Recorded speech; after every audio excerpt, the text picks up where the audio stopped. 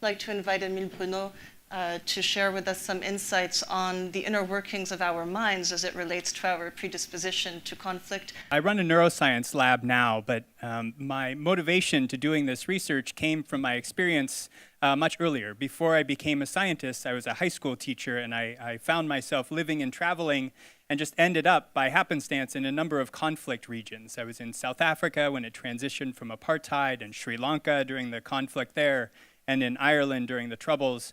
And so that was really motivation for me to understand what was driving these conflicts. And what I saw across these conflicts was what I thought were some commonalities, some habits of mind that seemed to drive the conflicts that was similar across all the differences. So in other words, I felt like I could take the words out of a Tamil villager's mouth and put them into the mouths of a kid in Belfast, and it would make complete sense. So my research now is trying to better understand these habits of mind and how we can get past them. And so now I just wanted to take you through a quick tour of how I view conflict now as a trained neuroscientist. This is the organ that I'm interested in, and this is the way that we know it basically works, is that we have inputs that come in. If you think of the visual system, we have visual inputs that come into the brain, and we process that information, and that decides our actions and our decisions. But the processing is the part that's interesting, because the processing is not high fidelity. The brain is not designed to process things true to reality. In fact, it's designed to process them in a biased manner. So here are just a couple of examples. You might see this optical illusion that you see these dots going in or out of the screen. How many people see this dot right here coming out of the screen? Okay, and how many people see it going into the screen? Okay, it's very common to see it coming out of the screen. This is a prior your visual system has because the sun is overhead, and so anything that's lit from above, we assume that it's coming out of the screen, and if you see the lightness on the bottom, it would make sense that that's a concavity. So this is a prior bias that our visual system has to make us see it this way. And I can prove this by just flipping it upside down. And you can see that it has nothing to do with the image itself. It has to do with the position of these dots. Similarly, you might see these as very similar rectangles here, but if I just remove the black bar in between, you see them as very different. And that's because there's a very subtle difference between the gradients here, and your brain is pre-wired to pop contrasts out. So we see contrast, we accentuate contrasts in the world. And the next one, I don't even have to tell you what the bias is that we come pre-wired with. Right? We just tend to see things in objects. We have this propensity to see faces where faces don't exist. So we see things that aren't there. We don't see things that are there. We accentuate some features and ignore others. Why is this happening? Well, again, the brain is not designed to give us a true view of the world. It's designed to keep us alive. So we want to be able to pick this thing out and identify this as a lion immediately. This is very hard for a computer to do because a computer wouldn't have the bias processing that allows it to see it right away. So the really interesting thing about these processes is that they're happening beneath the surface. So my favorite analogy of the human brain is that it's like a rider on top of an elephant. The rider represents the part of your brain that you're consciously aware of, whereas the elephant represents that part of your brain that's processing information continually, but completely beyond your conscious awareness. So you might have an object or a scene, these things come into your brain, but all of these filters are existing at a level that you're not aware of.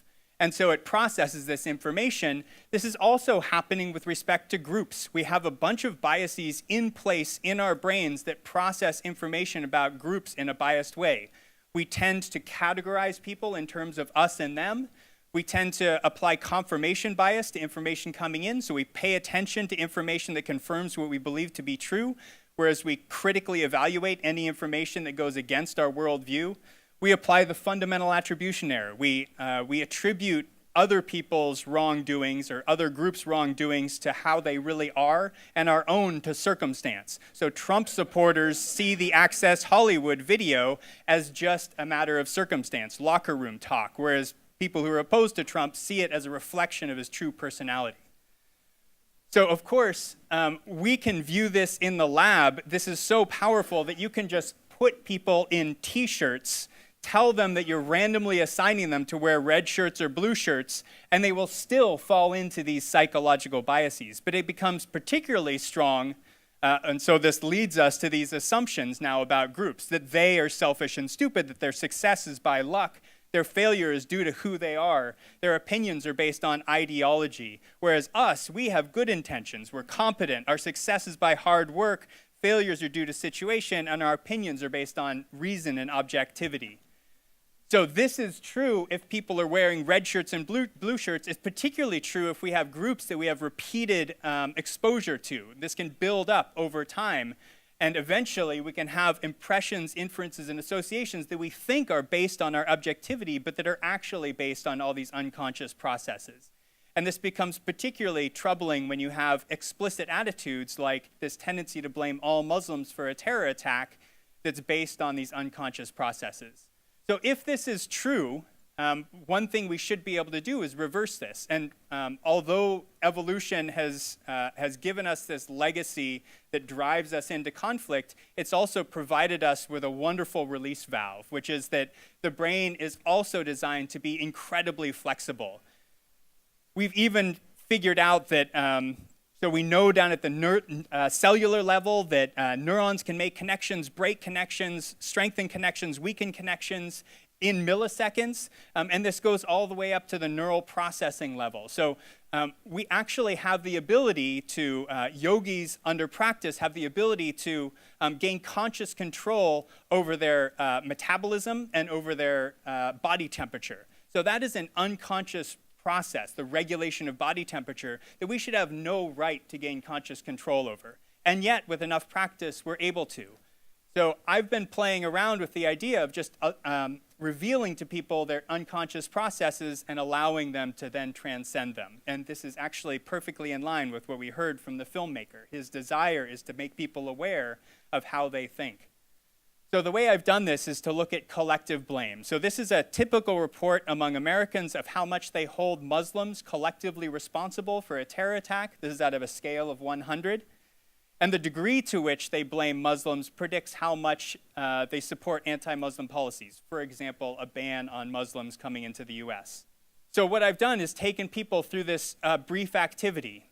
On June 17th, 2015, Dylan Roof entered the Emmanuel African Methodist Episcopal Church, and he killed a number of the parishioners there. And then I asked people to report, how responsible do you think you are for those actions? And how responsible do you think white Americans are for those actions? And they report on this 100-point scale. I do the same thing for Anders Breivik, killed a bunch of children in Norway. How responsible are you? How responsible are white Americans? Wade Page, a white supremacist. How responsible are you? How responsible are white Americans? At the end, I get this response, and then I flip it around. So Muniba is a Muslim woman who owns a small bakery in southern France. How responsible was she as an individual for those attacks? Ahmed, Tarek, how responsible are these individual Muslims? And then at the end, so these are the people who didn't get this little activity, and here are the people who did.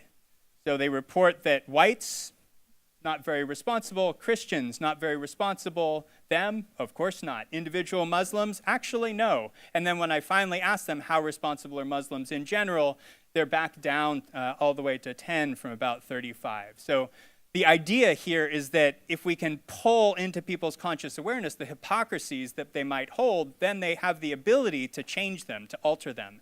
And this actually has downstream consequences. So people who go through that activity are less likely to sign the Muslim ban petition.